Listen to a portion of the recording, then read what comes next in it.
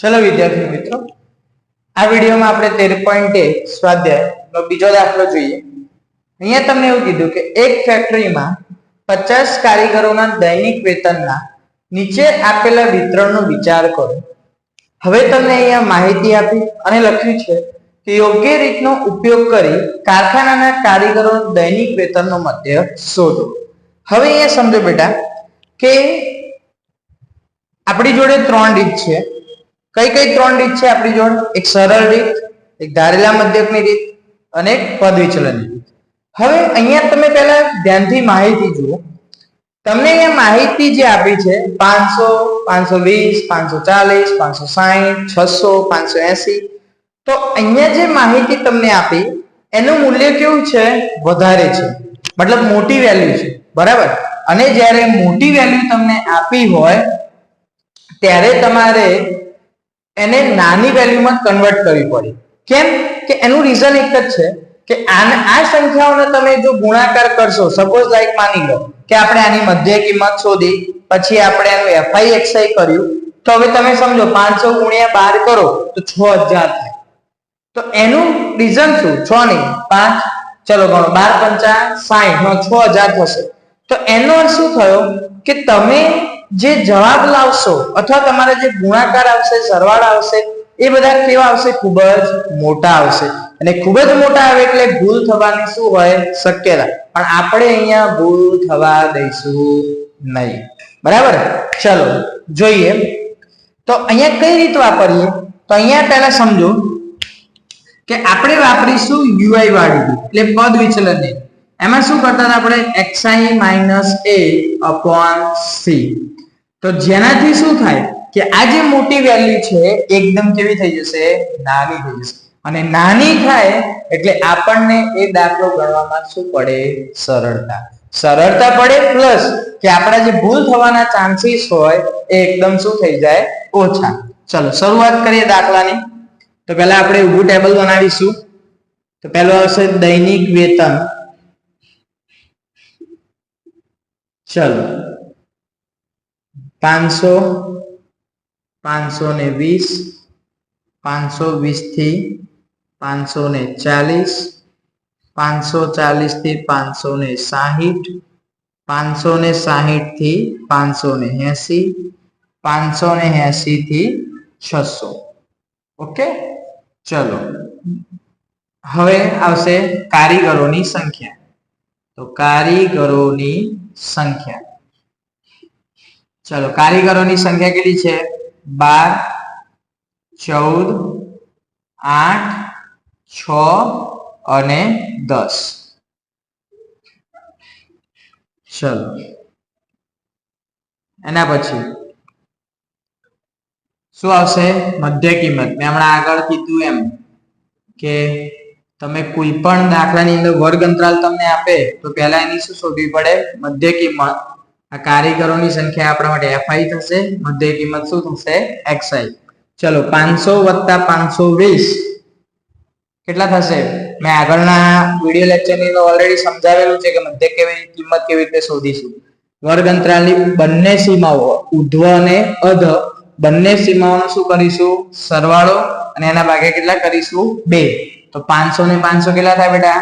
1000 થશે. વત્તા 20 1020 થયા.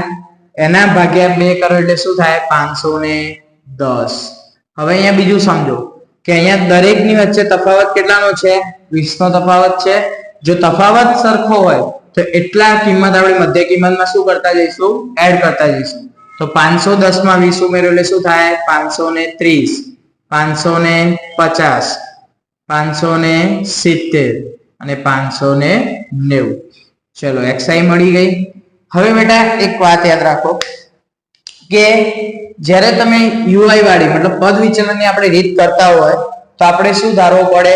મધ્યક ધારવું પડે, જેને આપણે શેના વડે ડિનોટ કરીએ છીએ? A વડે.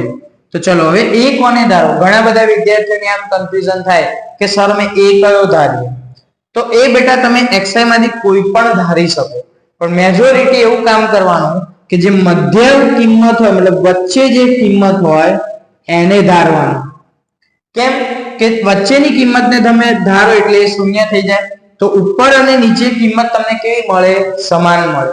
તો તમને એમ થાય સર કે આ તો 5 કિંમત છે, 5 કિંમત છે તો વચ્ચેની ધારી લઈએ તો ઉપર 2 થાય, નીચે 2 થાય. પણ 6 હોય તો શું કરવાનું? તો કોઈ પણ વચ્ચેની 4 ચોથી કિંમત ધારો કે 5મી કિંમત ધારો, પણ મેજોરિટી એવું કરવાનું બેટા કે વચ્ચેની કિંમત એ તરીકે લેવાની, જેથી તમને આન્સર તમારા કેવા આવે? નાના આવે અને તમને ગણતરીમાં શું પડે? સરળતા. ચલો ui શોધીએ. તો ui બરાબર xi minus a upon c. c એટલે શું? તો c એટલે આ જે તમને વર્ગ અંતરાલ આપ્યા હોય એમાં જે તફાવત હોય અને શેના વડે દર્શાવાય? c વડે. તમે તમારા પાઠ્યપુસ્તકમાં જોશો ઉદાહરણમાં તો એ c ની જગ્યાએ કદાચ h પણ યુઝ કર્યો છે. તો h હોય કે c, બંનેનો મતલબ કેવો? સરખો. ચલો અહીંયા લખીએ. જુઓ હવે ui હું તમને એક શોધીને બતાવું. 550 માંથી xi માઈનસ છે તો xi પહેલી કેટલી છે? 510. તો 510 એ આપણે કેટલો ધાર્યો? 550. 550 અને તફાવત કેટલો છે? 20. તો 510 માંથી 550 જાય તો કેટલા વધે? 40 વધે, પણ કેવા? માઈનસ ભાગ્યા 20. તો 20 દુ 40. તો પહેલી કેટલી આવી આપણી ui? -2. હવે અહીંયા સમજો બેટા, પહેલા ખાસ કેટલી આવી આપણી ui? -2. ચલો હવે 550 માંથી 550 બાદ કરશો એટલે તો આન્સર શું થઈ ગયો? 0 થઈ ગયો. તો એનો મતલબ -2 પછી શું આવે? -1. કેમ આવું થયું? કે અહીંયા તમે જે મધ્ય કિંમત શોધી એ બધી જ મધ્ય કિંમતમાં તફાવત કેવો છે? સરખો છે. અહીંયા શું આવશે? નીચે જે વેલ્યુ નેગેટિવ એની જ વેલ્યુ પોઝિટિવ. ચલો આ કાઢી નાખું છું અહીંથી. ચલો હવે આપણે શું શોધીશું? fi ui. મતલબ fi આપણી કઈ હતી? આ. ui કઈ હતી? આ. બંનેનો શું કરીશું? ગુણાકાર. તો 12 દુ 24, 14 એકા 14, પણ કેવા? માઈનસ. 0 ગુણ્યા 8 0, 6 ગુણ્યા 1 6 અને 10 દુ 20. ચલો હવે અહીંયા સમજો. પહેલા આ બંનેનો સરવાળો કરી દઈએ, આ બંનેનો. તો અહીંયા તો કેટલો થશે? 26. ચલો 4 ને 4 8, 2 ને 1 3, પણ કેવા? માઈનસ. ચલો હવે આપણે સિગ્મા fi ui કરીએ અને પછી સિગ્મા fi. ચલો હવે બેટા એક વસ્તુ સમજો. ઘણા બધા વિદ્યાર્થીઓને પ્લસ માઇનસ માં ભૂલ થતી હોય તો તમારે એકદમ સરળ, તમારે શું કરવાનું કે પહેલા જે માઈનસ જેટલી બી વેલ્યુ હોય, આ તો ધારો કે અહીંયા તો 2 જ છે, પણ બીજો કોઈ તમે અન્ય એક્ઝામ્પલ ગણતા હોય અને અહીંયા જેટલી પણ માઈનસ વેલ્યુ હોય એ બધાનો એક વખત સરવાળો કરીને શું કરી દેવાનું? માઈનસ. અહીંયા જેટલી વેલ્યુ હોય એનું કરી દેવાનું. પછી પ્લસ માઈનસ શું થાય? માઈનસ થાય. તો ચલો સિગ્મા fi ui બરાબર. ચલો 8 માંથી 6 જાય તો કેટલા વધે? 2. 3 માંથી 2 જાય તો 1. પણ મોટી સંખ્યાની નિશાની એટલે કેટલા આવ્યા? -12. ચલો અહીંયા સિગ્મા fi ગણી લઈએ આપણે. ચલો શું આવશે? 2 ને 4 6, 6 ને 8 14, 14 ને 6 20, 20 ની 0 વધી પડી 2, 2 ને 1 3, 3 ને 1 4 ને 1 5, તો કેટલા આવી ગયા? 50. જો આ ના ગણવું હોય તો તમને રકમની અંદર આપેલું જ છે n ની સંખ્યા. કેટલા થયા? 50 કારીગર. ચલો હવે આપણે સિમ્પલ સૂત્ર મૂકીએ. x બાર બરાબર a plus sigma fi ui upon sigma fi ગુણ્યા c. ચલો એ કેટલો ધાર્યો તો આપણે? 550. Sigma fi ui -12 sigma fi 50 ગુણ્યા c કેટલા આયા હતા? તો બધાનો તફાવત કેટલો છે? 20. ચલો 550 વત્તા. હવે જુઓ બેટા, ઘણા બધા વિદ્યાર્થીઓને સાદુરૂપમાં ભૂલ પડે. તો સાદુરૂપમાં જો ભૂલ ના પાડવી હોય તો તમારે શું કરવાનું કે આ પ્લસ વાળી જે કિંમત છે એમને એઝ ઇટ ઇઝ રહેવા દેવાની. ફર્સ્ટ ઓફ ઓલ આટલું જે છે એનો તમારે સાદુરૂપ આપવાનું. તો જો 12 દુ 24, પણ કેવા? માઈનસ ભાગ્યા 50, 0 0 કર. હવે 24 ભાગ્યા 5 કરો. ચલો 5 ચોક 20, કેટલા વધ્યા? 4.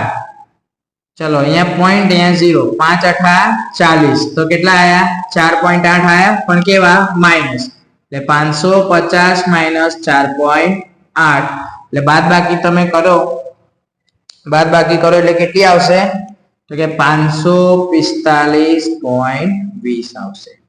ઓકે, તો આપણો x બાર કેટલો આવ્યો 545.20. ઓકે, ખ્યાલ આવી ગયો? લખવો હોય તો લખી દો બેટા એકવાર.